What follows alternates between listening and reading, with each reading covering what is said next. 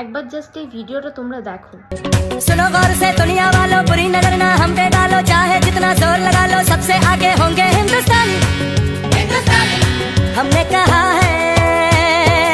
মানুষ যে কতটা নিচে নামতে পারে এদেরকে না দেখলে হয়তো বুঝতেই পারতাম না। কিছু লাইক আর কিছু ভিউজের জন্য এরা কতটা নিচে নেমে গেছে তোমরাই একবার দেখো।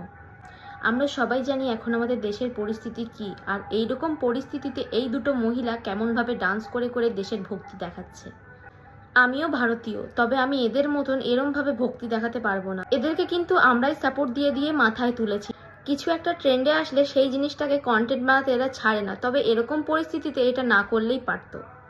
অনেক কন্টেন্ট ক্রিয়েটারকেই দেখছি ইন্ডিয়ার পোশাক পরে ইন্ডিয়ার গানে অনেক রিল বানাচ্ছে, তবে এই সময়টাই এইটা না করলেই তোমরা পারতে। সত্যি কাউকে ছোট করতে চাই না, তবে জিনিসটা দেখে আর থেমে থাকতে পারলাম না।